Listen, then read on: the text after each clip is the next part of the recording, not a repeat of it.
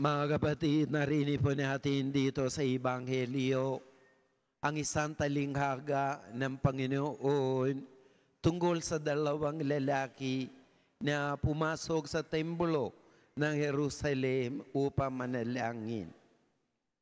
Dalawa sila na manalangin, pero sinabi ng Panginoon sa atin, isa sa kanila ay umuwing kinalulugdan ng Diyos.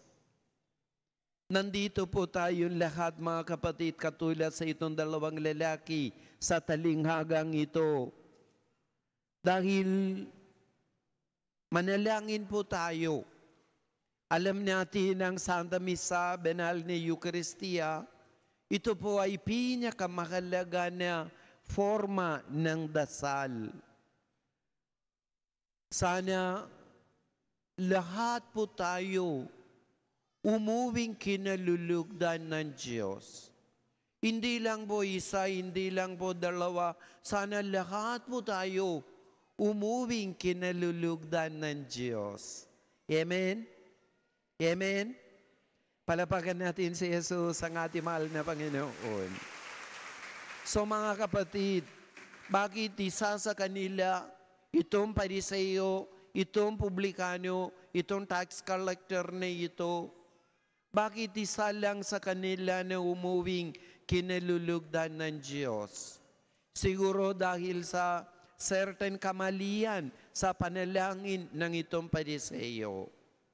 Isang pari, habang nagbasa na siya itong Ebanghelyo, ayon kay San Lucas, Kapitulo 18, versikulo 9 hanggang 14, tanong niya ito mga sakristan, anong tingin ninyo sa dalawang ito?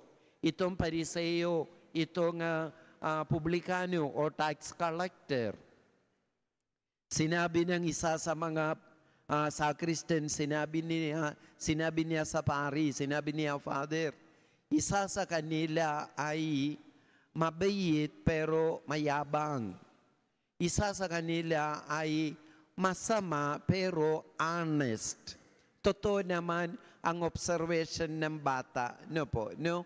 Ito rin ang sabihin ng Panginoon kapag nandiyan tayo sa harapan ng Panginoon kahit saan, dito man, sa ating mga takanan, ating magdasal, etc. Ito rin sabihin ng Panginoon ang sinseridad na panalangin. Itong tawag natin mga kapatid, Pariseo, no po, no? Siya, umbisa maganda naman ang panalangin niya. Nagpapasalamat ako, Diyos, sinabi po niya, ang galing, di ba no? Talaga nagpasalamat siya sa Panginoon. Pero, dagdag pa siya. Sinabi niya, hindi daw siya tulad ng iba. Ano po? Doon na nangyari ang problema. Samantalang itong publikano, itong tax collector na ito, ano po, no, mga kapatid, narinig po natin, ang sinabi ng Panginoon, mga kapatid, siya ay nakatayo sa malayo, hindi man lamang makatingin sa langit, kundi dinadagukan ang kaniyang dibdib at sinabi lang siya, O Diyos, mahaba po kayo sa akin na isang makasalanan. Siguradong sigurado, hindi natin kailangan mag-explain, di ba na po? Talaga may sinseridad sa kaniyang panalangin. Dahil alam niya, talagang aware siya sa kaniyang pagkatao. Wala siyang karapat-dapat ng magyabang sa harapan ng Panginoon. Siya ay talagang depende siya sa banal na habag ng Panginoon. Alam niya anong mayroon sa kanya dahil sa kaniyang banal na awa. Mga kapatid, tingnan din ninyo, no? Itong Pariseo, ang panalangin niya puro self-oriented. Di ba na po? No? Self-oriented siya. Kung tingnan natin, ang galing siya. Di ba na po? No? Imagine, makalawa na siyang nag-aayuno. sanlinggo, at magbigay siyang ikapu sa lahat ng kinikita. Ang galing. Di ba no? Ang galing siya. Pero ang nangyari sa kanya, talagang very self-oriented na siya. Mahilig tayo na gumagawa ng tawag ng selfie, di ba no? Itong tawag natin mga kapatid ay spiritual selfie. Spiritual selfie siya sa harapan ng Panginoon. Samantalang itong publikano, itong tax collector mga kapatid, ay para sa kanya, sa kanyang panalangin ay God-oriented. Ang talagang kanyang panalangin ay sentro talaga ang Diyos. Mahabag po kayo sa akin na ako'y isang makasalanan. Tingnan niyo mga kapatid, no? That is why sabihin ng Panginoon, mga kapatid, na tayo, ang panalangin ng mga tao. Sino-sino mga tao na sinabi ni Propeta Ben Sirach sa unang pagbasa, sinabi po niya mga kapatid, ang mga panalangin ng mga maghihirap, panalangin ang mga naaapi, panalangin ang mga ulila, ang panalangin ang mga balo. Siyempre, hindi lahat tayo mga balo, no? Di ba, no? Hindi lahat tayo mga balo. Siguro, 2 or 3 nandito. Di ba, no po, no? Siguro hindi rin tayo lahat ng mga inaapi, no po?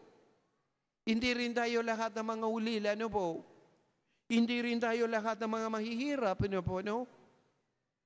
Pero mga kapatid, emotionally or spiritually, inaapi tayo, ulila tayo, mahirap po tayo, balo pa tayo. Tingnan niyo mga kapatid, kung ganun tayo, tingnan niyo ang ating mga panalangin mga kapatid. Ang mga panalangin natin lumalambas sa mga ulap, hindi tumitigil hanggang di dumarating sa kinaroroonan niya. So ibig sabihin mga kapatid, ang ating mga panalangin dapat umaabot sa trono ng Panginoon. Pero minsan nangyari, di ba no po, no? Kahit manalangin nga, wala nangyari, di ba na po, no?